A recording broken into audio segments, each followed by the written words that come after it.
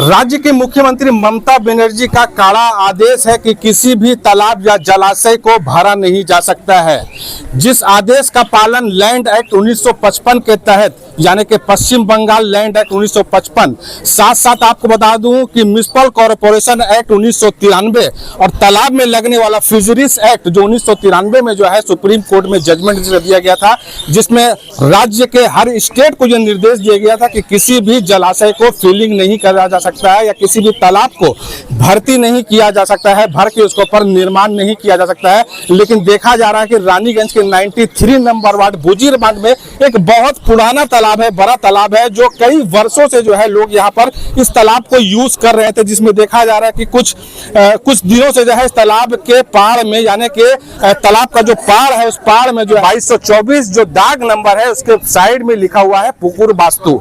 एक सवाल आज भी जो है, अब भी मैं एक सवाल जो है प्रशासन के ऊपर लगा रहा हूं कि आखिर पुकुर को जो है तालाब को वास्तु किस तरह से किया गया। मैं आपको बता दूं ऐन कानून में 1955 कानून में लिखा हुआ है कि किसी भी तालाब को वास्तु करके बेचा नहीं जा सकता है, यानी कि उस पर निर्माण नहीं किया जा सकता है। लेकिन पश्चिम बर्धमान में ये जो धोखाधड़ी है ये बहुत ज्यादा जो है बढ़ता जा रहा है और इसी का एक नमूना जो है 93 नंबर वार्ड के बुजीरबांध में देखने को मिला। मैं आपको बता दूं कि किसी भी तालाब का वास्तु जो है वो वास्तु करना इलीगल है, यानी कि वास्तु करके बेचना किसी भी तालाब को इलीगल है। तालाब का वास्तु नहीं हो सकता है। वास्तु जो है वो साली का हो सकता है, डांगा का हो सकता है, बाइद का हो सकता है, कनाली का हो सकता है, लेकिन तालाब का वास्तु कभी नहीं हो सकता है। लेकिन मैं आपको वो भी रिपोर्ट दिखाऊंगा जिस रिपोर्ट में पुकुर वास्तु करके बेचा गया है। और बता दूं आपको कि ये वास्तु जो है ये अप्रैल के महीने में 2025 में इसे रानीगंज BLO ऑफिस में जो है इस दाग नंबर को जो है वास्तु करके बेचा गया था। मैं खतियान नंबर भी आपको दिखाऊंगा पेपर में कि किस खतियान में जो है इसे वास्तु करके बेचा गया है। मैं सवाल जो है वो पश्चिम बर्धमान के DM जो है DM से मैं सवाल पूछता हूँ, ADM DLO से मैं सवाल पूछता हूँ कि आखिर वास्तु करके बेचा जा रहा है, जहां एक तरफ राज्य की मुख्यमंत्री ममता बनर्जी हर वार्ड, हर प्रशासन को, हर डिपार्टमेंट को यह कड़ा निर्देश दे रही है कि किसी भी तालाब को जो है जलाशय को भरा नहीं जा सकता है, लेकिन उन्हीं डिपार्टमेंट का जो है भ्रष्ट अधिकारी जो है तालाब को वास्तु करके जो है इसे बेचा जा रहा है, उसमें निर्माण किया जा रहा है। अब देखने को ये मिलेगा कि इसके ऊपर कितना एक्शन किया जा रहा है। कुछ लोग हमारे साथ में उनसे बात करने की कोशिश करेंगे। कोई एक शख्स किस तरह से वास्तु करके बेचा जा रहा है? वास्तु के बारे में तो कोई आइडिया नहीं है, लेकिन ये सब इंटरनली काम हुआ है सारा कुछ, और ये अंदर ही अंदर सारा काम हो गया। हम लोग को कुछ पता ही नहीं चला। कोई सुन रहे वो जमीन बेच दिया, कोई वो जमीन बेच दिया। जब हम लोगों ने इसका विरोध किया तो हमारे खिलाफ अच्छा मैं सवाल पूछता हूँ, वास्तु आप छोड़ दीजिए, ये बताइए कि तालाब के ऊपर में निर्माण हो सकता है? नहीं, कभी नहीं हो सकता। ये BLO का सर्वे आया था 2020 में, उन्होंने आके क्लियर ही बात मेंशन किया था कि तालाब के ऊपर में कभी भी कोई कंस्ट्रक्शन काम हो ही नहीं सकता। अगर ये हो रहा है तो दैट इज इलीगल। तो गवर्नमेंट कुछ एक्शन लेगी तो बहुत अच्छा रहेगा इसके पक्ष में। मैं आपको एक चीज और बता दूं कि सुप्रीम कोर्ट का जजमेंट है कि किसी भी तालाब या जलाशय में निर्माण तो नहीं हो सकता है, लेकिन किसी भी तालाब और जलाशय से कम 15 मीटर से 30 मीटर तक की दूरी में ही आपको निर्माण करना होगा। ये भी मैं आपको दिखा दूंगा कि 30 मीटर मिनिमम 15 या मैक्सिमम 30 मीटर तक जो है जलाशय से दूर आपको निर्माण करना होगा। लेकिन यहाँ पर देखा जा रहा है कि पहाड़ में भी निर्माण किया जा रहा है। ये आप अंदर जाएंगे, वो भी पहले एक समय मंदिर का ही प्रॉपर्टी था, लेकिन इनलीगली पेपर बना के लोगों को बेच दिया गया। इवन 1.5 लाख रुपया इकट्ठा करके बेचा गया जमीन, इतना सस्ता रेट में। हम लोगों को सब कुछ पता चला, हम लोग प्रोटेस्ट किए, लेकिन हम लोगों का बात का कोई वैल्यू नहीं दिया गया। तब हम लोगों ने कि भाई पाड़ा के आदमी से मिलकर बात किए कि इस पर एक लीगल एक्शन हो और हम लोग मिलकर एक समाज को लेकर आगे बढ़ते हैं, क्योंकि ये बहुत पुराना तालाब है। जन्म से लेकर मृत्यु तक का सारा कर्म कांड यहीं होता है। पूजा विसर्जन, मूर्ति घाट, सब कुछ यहीं पर होता है। अब ये भी कहा जा रहा है कि इस तालाब में जो है कुछ दिनों से, कुछ सालों से जो है इसके ऊपर में छठ पूजा भी नहीं हो पा रहा है। उन्होंने ये ऐसा थ्रेट दिया कि मैं यहाँ छठ पूजा बंद करवा दूंगा, काली पूजा बंद करवा दूंगा, ऐसा उन्होंने कल थ्रेट दिया था कि पब्लिक को। यहाँ जो लोग थे वो लोग हमको बता रहे थे कि वो पूजा बंद करने की यहाँ धमकी दे रहे थे। हम बोले ये कौन सा आइन है, आप बोलने जाएंगे तो पूजा बंद कराने का धमकी देते हैं। अब वो बोल रहे हैं कि हमारा है, सब कुछ हम खरीद लिए, सब मेरा है, आप लोग कोई मत आइए बीच में, मेरे पास सारा पेपर है। तो हम तो यही जानते हैं कि भाई ये इलीगल चल रहा है, पेपर आप लाए कहाँ से? इसका कोई जवाब किसी के पास नहीं मिल रहा है। तब हम लोगों ने BLO से कंप्लेन किया था, तो आज आए और इनको काम सारा बंद करवाने का ऑर्डर देके गए। मैं आपको बता दूं कि इस विषय पे हमने कल रानीगंज के बोरो 2 के अध्यक्ष मुजम्मिल हुसैन शहजादा से बात किया था। जो तस्वीरों में मैंने आपको दिखाया था, उन्होंने कहा कि ये कंस्ट्रक्शन जो है इलीगल हो रहा है और इस पे जल्द से जल्द जो है कार्रवाई किया जाएगा। पेपर लेकर के उनको बुलाया भी जाएगा और ब्यूरो की टीम जो है यहाँ पर पहुंची थी, डिमार्केशन किया। आप देखने को भी मिलेगा कि डिमार्केशन रिपोर्ट में क्या आता है। हालांकि देखने में तो ये मिल रहा है कि ये पुकुर का पहाड़ ही है। आज फिर जाएंगे हम लोग रानीगंज के बोरो 2 अध्यक्ष के पास में और उनसे फिर बात करेंगे कि आखिर क्या निर्णय जो है इस तालाब के ऊपर लिया जा रहा है। रानीगंज से फैजान सिद्दीकी की रिपोर्ट, खास बात इंडिया। এখানে আমার 62 বছর বয়স হলো। আমি 12 বছর বয়স থেকে এই পুকুরের এরিয়াতে আমি সকাল থেকে বিকেল পর্যন্ত মানে 12-14 ঘন্টা এখানে কাটাতাম। হ্যাঁ, তো পুকুরটা পুরো ছিল। এখানে বাউন্ড মানে যে যত দেখছেন এই সাইডে যত ঘর হয়েছে একবারে ম্যাক্সিমাম মানে 80% মানে ইয়ে করে ঘর মানে যে পুকুর পাড় বলে চিহ্নিত ছিল।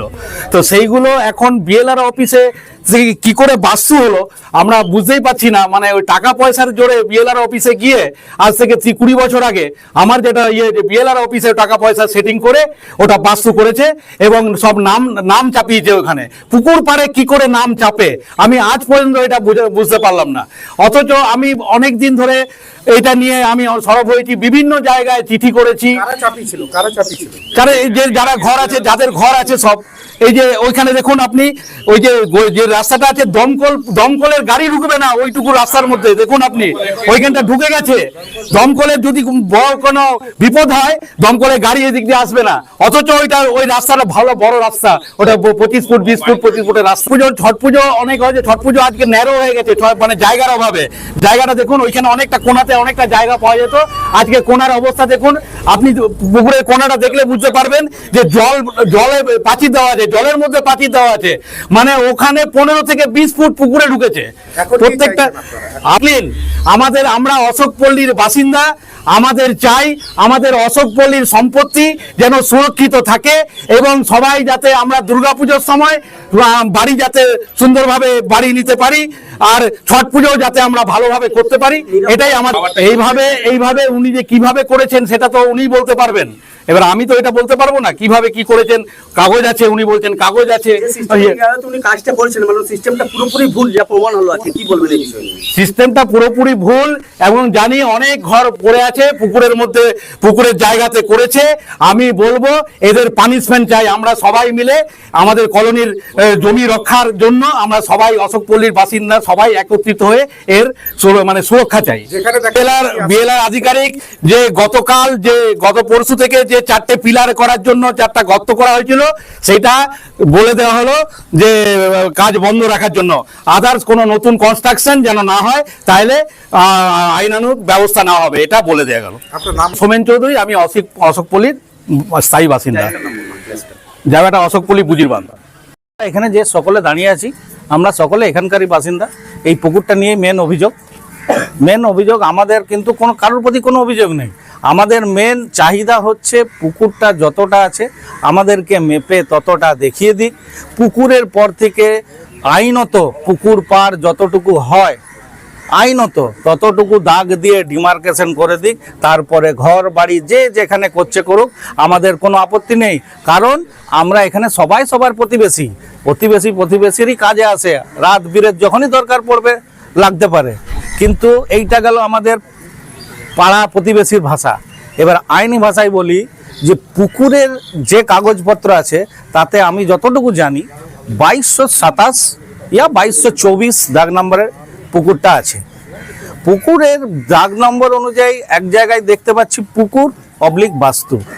এইটা কিভাবে হয়, এইটা কানুনি করতে গেলে আমার যতটুকু জ্ঞান আছে যে ডিএম পারমিশন ছাড়া হতে পারে না, এমনকি মুখ্যমন্ত্রীও করতে পারবেন না। জালিয়াতির গন্ধ পাচ্ছেন কোথাও কিছু তো কনস্পিরেসি হচ্ছেই। বিনা কনস্পিরেসিতে আগুন না লাগলে তো ধোঁয়াটা বেরোবেই না। কিছু একটা ব্যাপার কোথাও হচ্ছেই, নাহলে এটা কিভাবে হলো, কনভারসেশনটা কিভাবে হলো। ডাঙা থেকে বাস্তু হতে পারে, আমরা সাধারণত যেটুকু জানি কানালি বাস্তু আসতে পারে, কিন্তু পুকুর বাস্তু হোয়াট ইজ দিস এটা কিন্তু বোঝা আমাদের পক্ষে সম্ভব হয়নি। আমরা কোনো রকম কারোর সাথে বিবাদ নেই, সবাই সবাইকে ভালোবেসেই করছি, কিন্তু যেটুকু অধিকার আছে সেই অধিকার থেকে তো আমরা পিছিয়ে যেতে পারবো না।